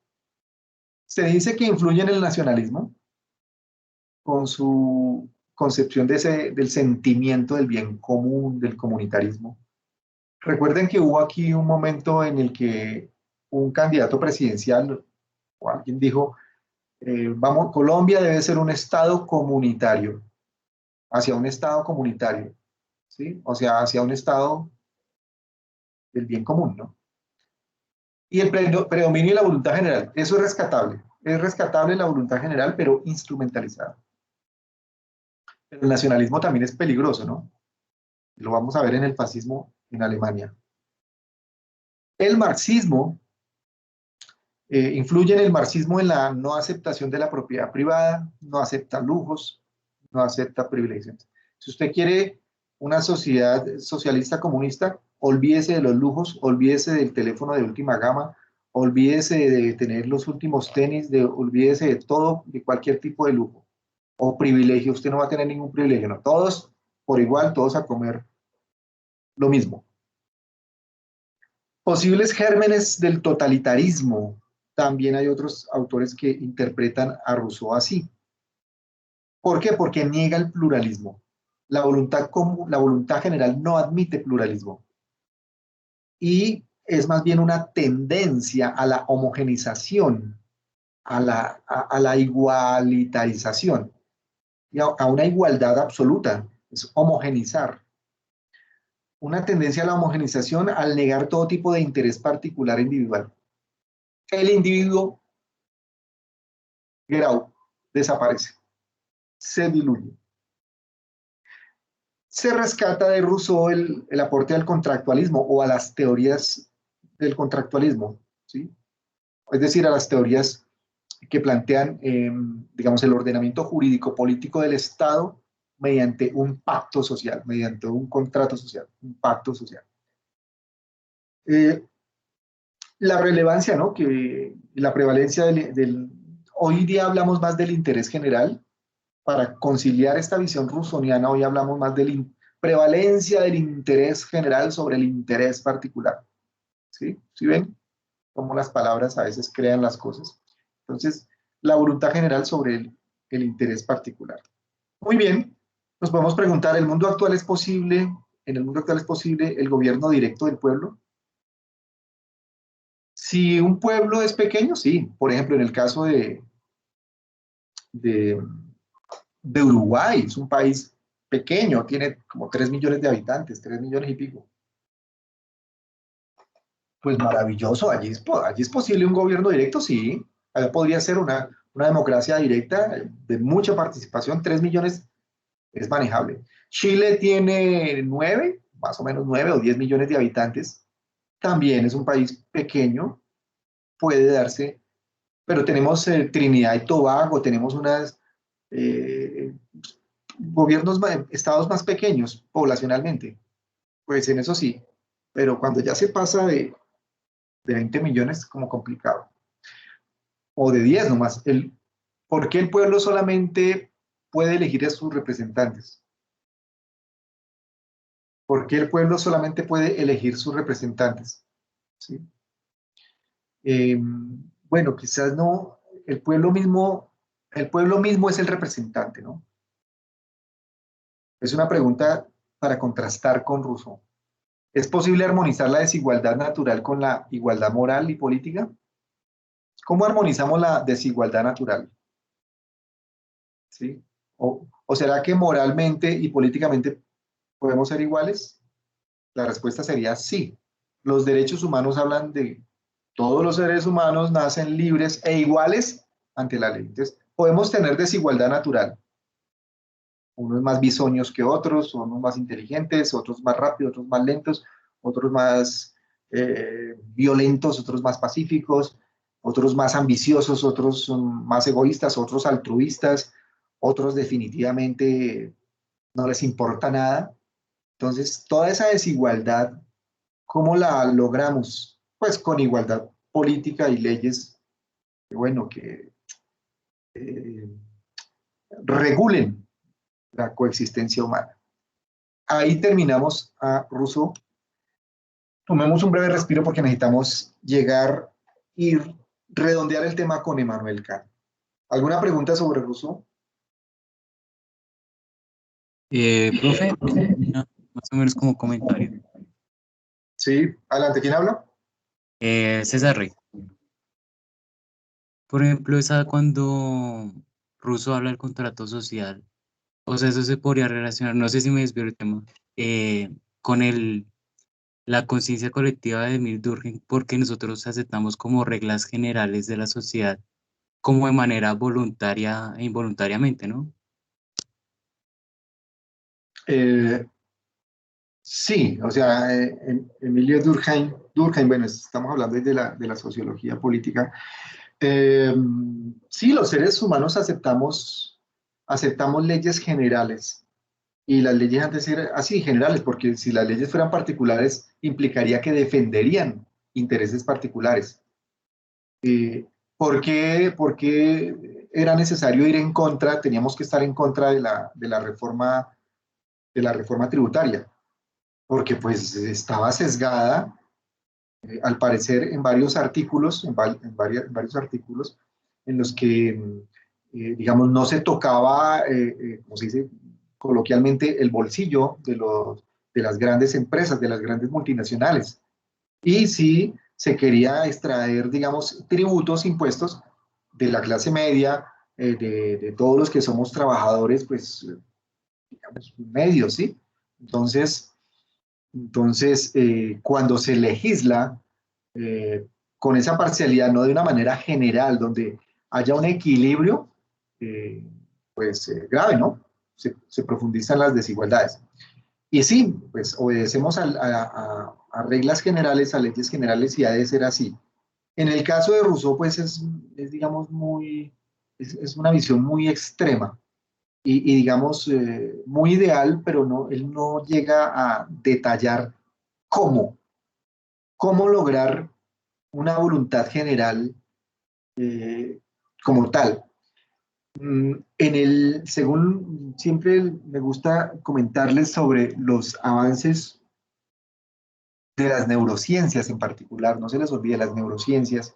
Hay un campo muy avanzado de conocimiento a nivel mundial, en Estados Unidos, pues bueno, Silicon Valley, en Europa, en Alemania, en Francia, en Inglaterra, eh, donde se está hablando ya de inteligencia artificial y cómo bueno, inteligencia artificial se venía hablando hace muchos años, pero cómo la inteligencia artificial podría quizás en algún futuro no muy lejano, llevar a que los procesos políticos y sociales fueran, digamos, dirigidos, manejados con unas lógicas algorítmicas, con unos sistemas robustos de data mining, de big data, en los que se tomaran decisiones, por ejemplo, se pudiera hacerle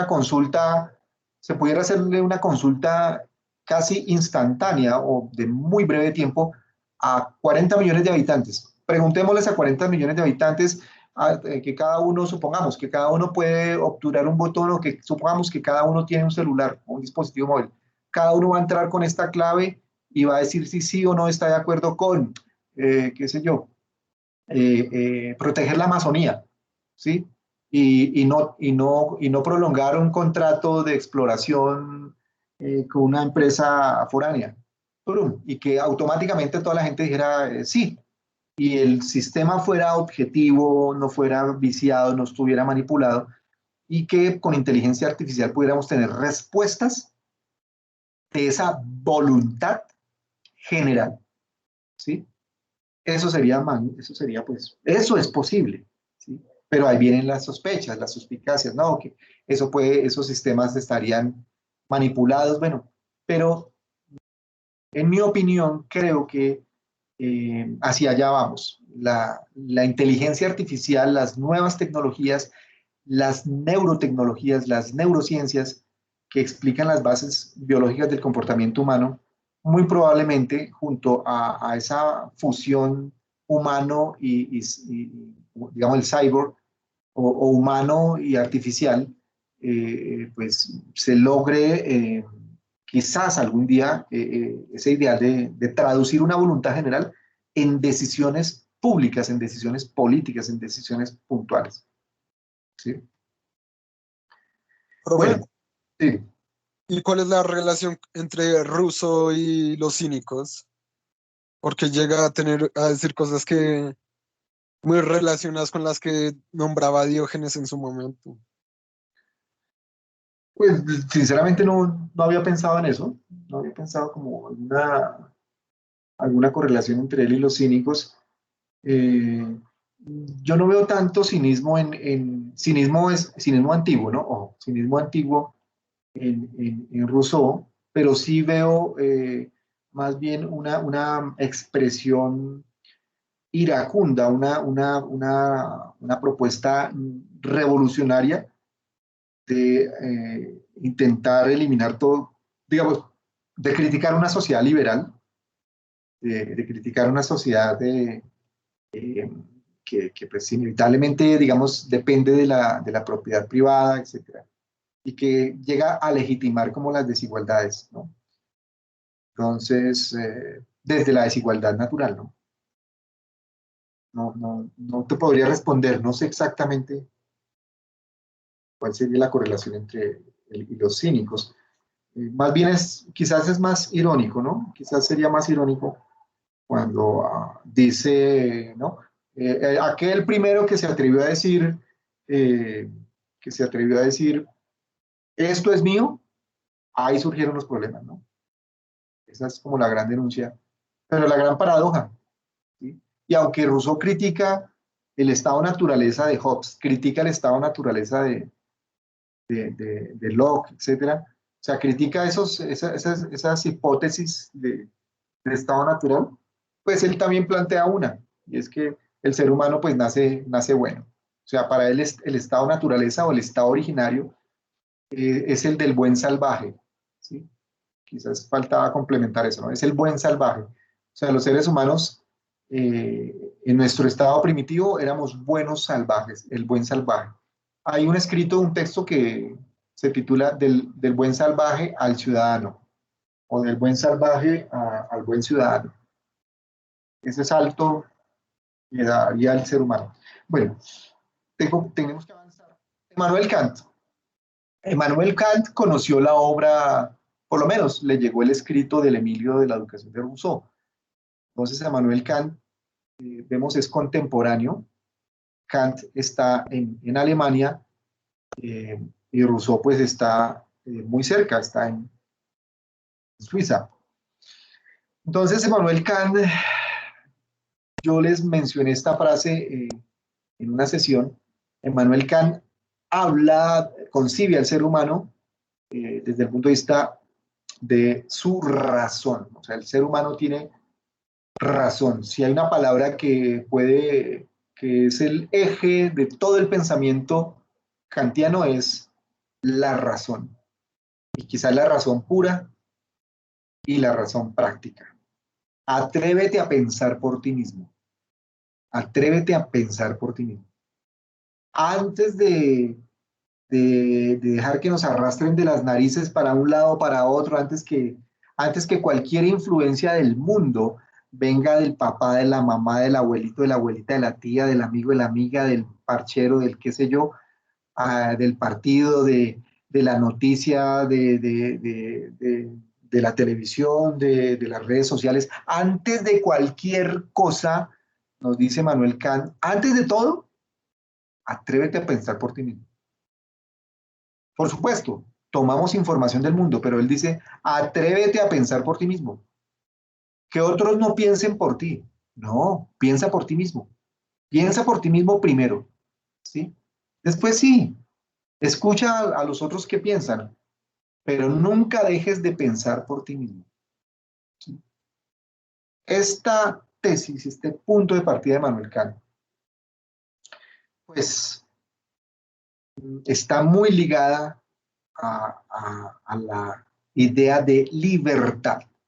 Entonces, pensar por nosotros mismos es pensar en nuestra autonomía, en nuestra autodeterminación, en nuestra independencia. ¿Ok? Entonces, la libertad es el único derecho innato que corresponde al hombre en virtud de su humanidad. En otras palabras, aquí de alguna manera se sintoniza con Rousseau en cuanto que la libertad nace con nosotros. Nacemos libres. Está diciendo aquí, sí, nacemos libres. Y nacemos libres solo por el hecho de ser seres humanos. Sin embargo, Emmanuel Kant, digamos, es más es más sistemático, supera con creces a Rousseau y sienta un sistema, establece un sistema ético-político muy sólido, muy robusto. Immanuel Kant se interesó de la política ya más al final de su vida. Nació en Königsberg, un pueblito alemán. Nunca salió de ese pueblo, nunca salió de su pueblo. Fue un profesor universitario, dictó clases en la Universidad de Königsberg, tuvo un trabajo también de bibliotecólogo, trabajó en la biblioteca, después se hizo profesor ya como a los 40 años, escribía, leía mucho, llevó una vida tranquila, o sea, él no tuvo ningún sobresalto, llevó una vida para algunos aburrida,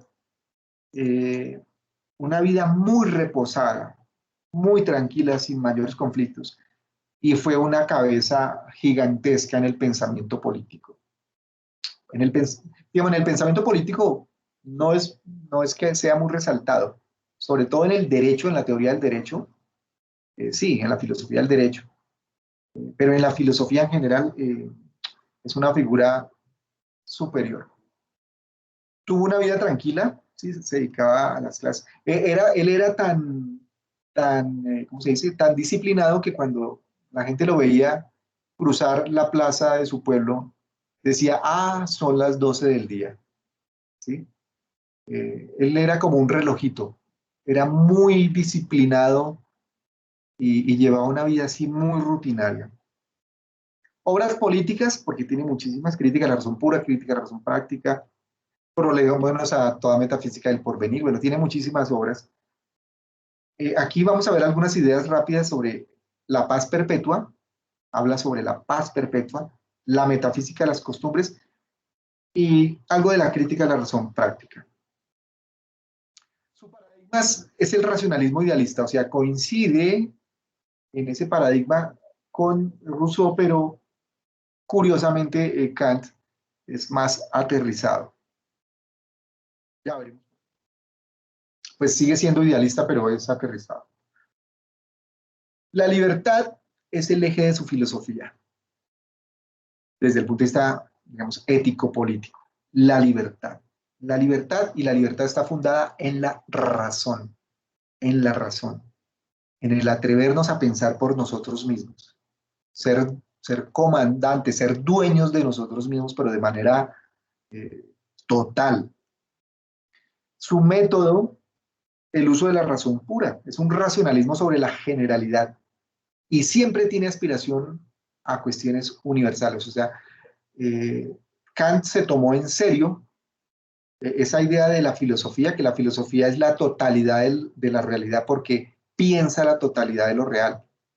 Kant considera que la filosofía debe pensar la totalidad de la realidad, ¿sí?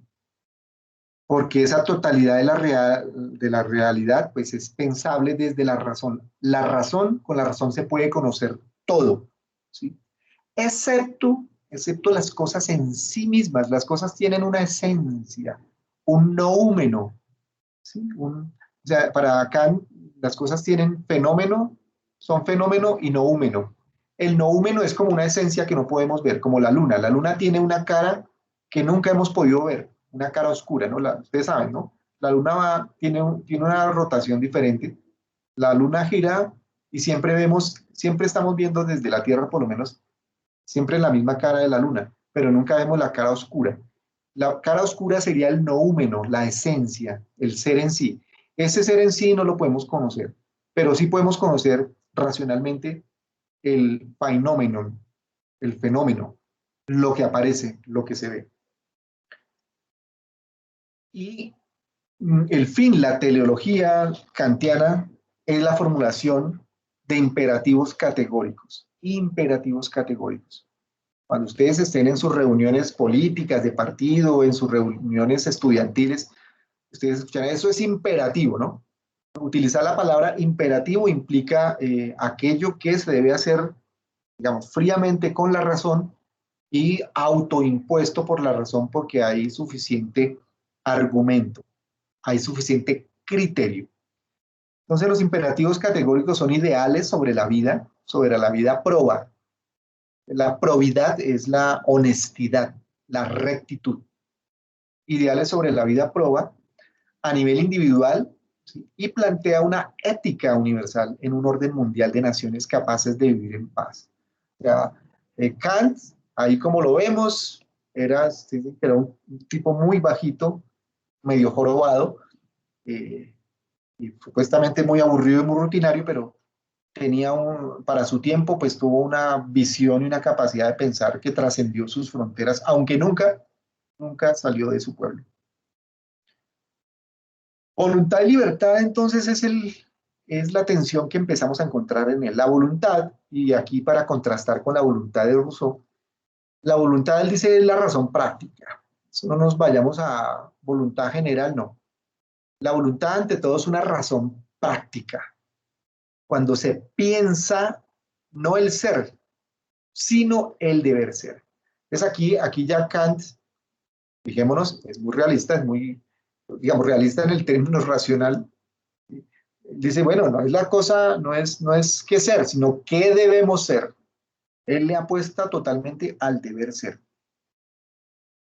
La libertad, ¿qué es la libertad para Kant?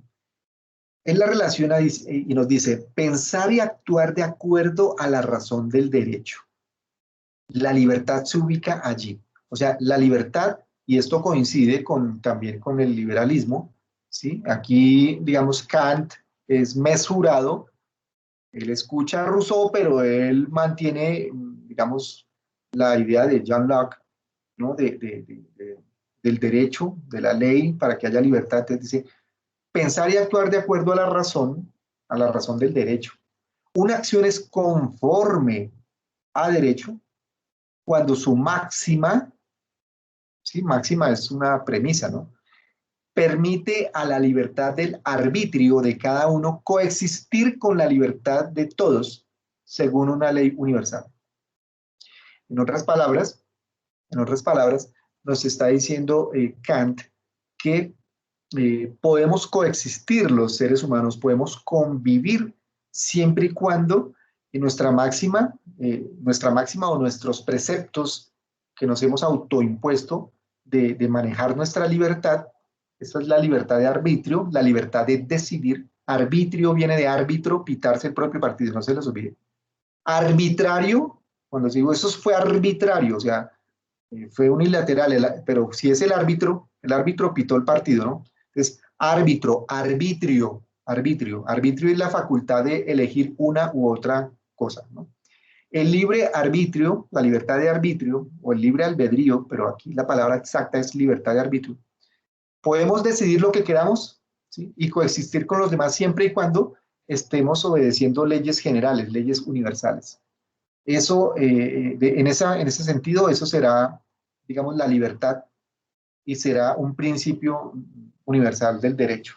Poder comportarnos con los demás sin afectar su libertad. Hay una igualdad innata, ¿sí? Independencia, es decir, no ser obligado por otro. No podemos ser obligados por otro, sino a aquello que también podemos obligar recíprocamente. Ah, usted me viene a mí a imponer esto, pero a ver, ¿usted lo está cumpliendo? Diría Kant, ¿no? Ah, usted me obliga a que sea puntual, pero ¿usted es puntual? Ah, usted me obliga a que yo participe, pero ¿usted está participando? Ah, usted me quiere obligar a que yo, qué sé yo, a que no trabaje. Claro, usted está asumiendo las consecuencias de no trabajar. Entonces, no ser obligado por otro, sino a aquello que también podemos obligar recíprocamente. Ah, bueno, no trabajo, pero entonces renuncio a mis honorarios, ¿sí? Ah, usted quiere no trabajar y recibir honorarios. Ah, bueno, pues eso ya no es ético-político según Kant. Cualidad del hombre a ser su propio señor. Autonomía, muy bien. Moral, constituida por los deberes del hombre consigo mismo. Miren, esta es una definición muy bonita. Piensen ustedes en cuáles son sus deberes con ustedes mismos, con ustedes mismas. Yo sé que pues esta clase usted dirá, bueno, el profesor habla y habla, pero escuchen, ustedes tienen obligaciones con ustedes mismos. Uno tiene el deber de cuidar su salud, uno tiene el deber de alimentarse bien, uno tiene el deber de hacer actividad física. ¿Para qué? Para apaciguar los pensamientos.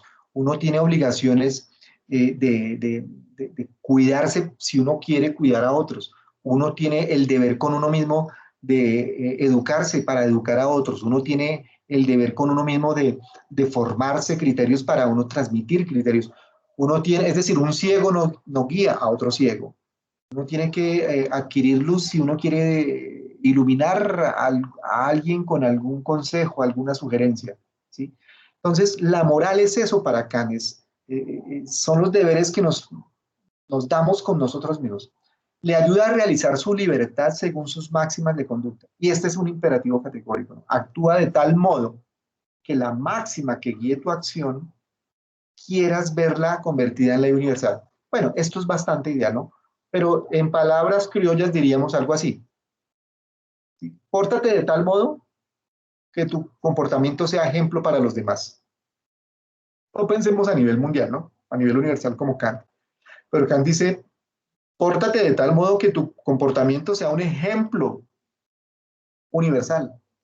Bueno, no vayamos tan allá. Que tu conducta sea un ejemplo para los demás. Uno aprende más con los ejemplos, ¿no? Entonces, si un gobierno, si un político, si un senador habla de no corrupción, pero uno sabe que hace sus triquiñuelas y hace sus torcidos, entonces, pues, ¿usted qué me viene a hablar de corrupción si usted no da ejemplo? ¿Sí ven? La máxima, que tu comportamiento sea ejemplar, ¿no? Antanas Mocus, por ejemplo, es un tipo que digamos, hablando alguna vez con él, se identificaba mucho con la visión kantiana, hasta cierto punto, y él fue ejemplo, ¿por qué? Porque él no tuvo escándalos de corrupción. Yo creo que es de los pocos políticos que no tuvo mácula, mancha de corrupción, ¿sí? Él actuó siempre de tal modo que su comportamiento, oiga, el tipo, sacar casi medio millón de votos como congresista, pero por una formalidad, una cuestión ahí de una fundación, entonces la gente, miren, pero tenía intereses, no sé qué. Bueno, la moral, ¿no?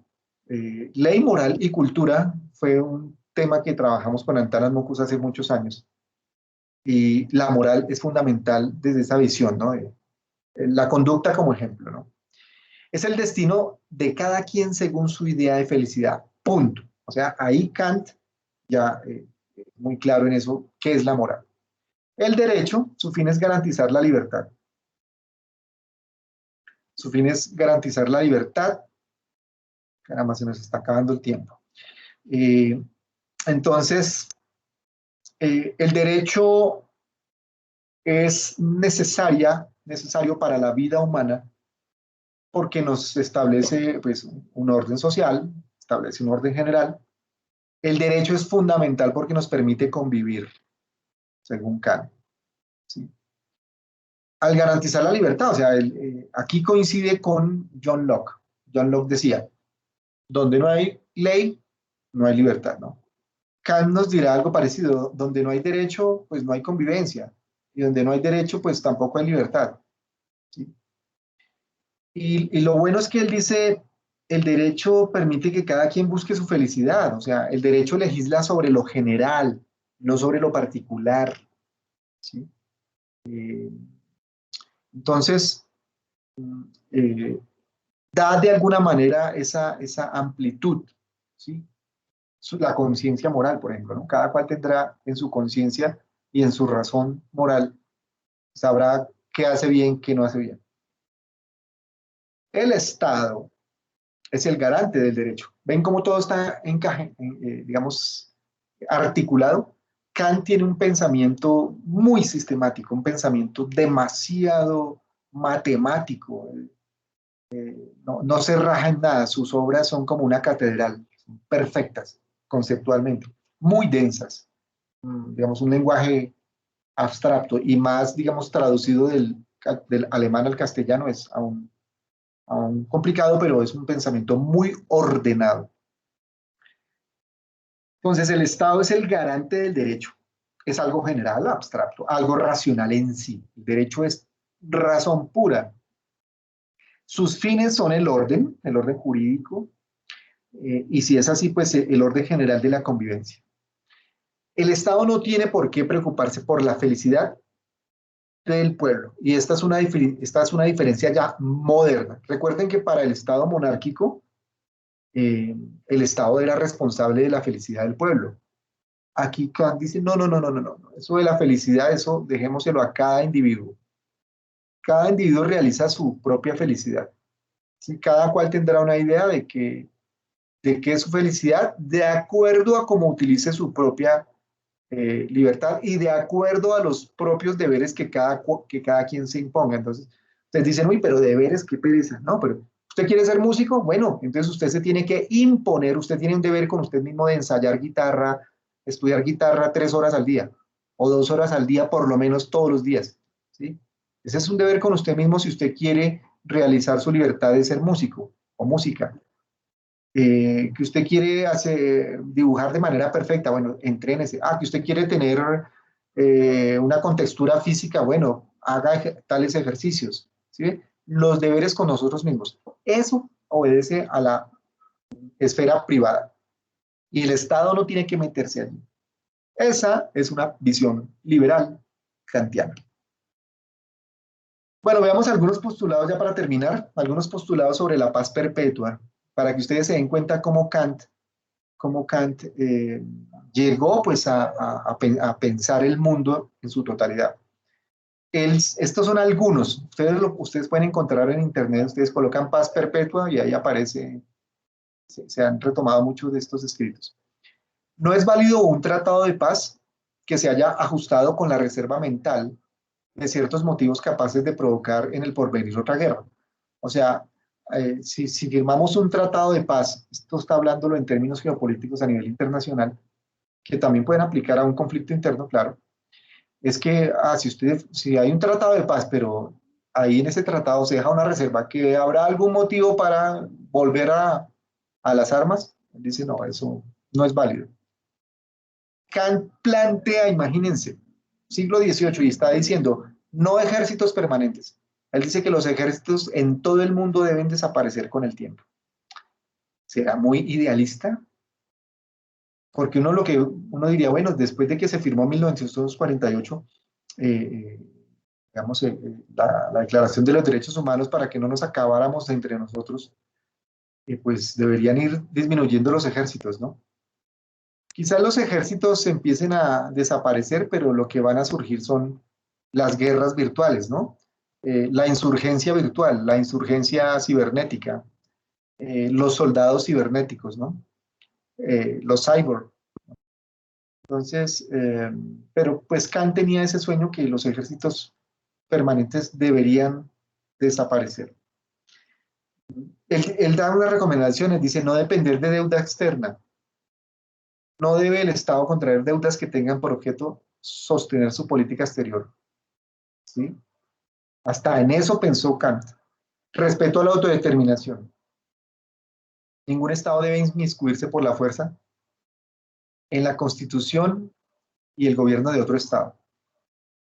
La paz debe ser instaurada. La paz no es algo, no, él dice la paz debe ser algo que se establezca, etc. Y bueno, la Constitución política debe ser en todo Estado republicana y considera que es como el modelo. Bueno, entonces para terminar, en ese modelo de pensamiento político kantiano, él parte del derecho cosmopolita, o sea, de la diversidad de gobiernos, de estados, imperativos categóricos ético-políticos a los que se debe obedecer, constituir una sociedad civil mundial, cumplir un derecho universal, y se puede obtener una paz perpetua a través o a partir de una confederación de estados. En conclusión, Emmanuel Kant se anticipa a las Naciones Unidas. En el siglo XVIII ya él había sugerido esa idea de una confederación de estados, una unión de Naciones Unidas. No dijo Naciones Unidas, pero sí dijo confederación de estados, que es algo muy similar. Bueno, hemos terminado Kant, son las 11. Un poco rápido, pero era necesario cerrar con Emmanuel Kant y, y continuar entonces con en la próxima sesión con Hegel, porque Hegel, en su concepción del Estado, va a retomar algunos planteamientos de Emmanuel Kant y también algunas ideas de Jeremy Bentham. Entonces, muchas gracias y nos vemos en la próxima sesión.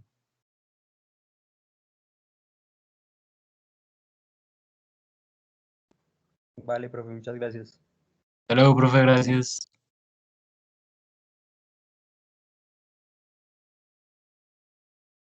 Gracias, profe, chao.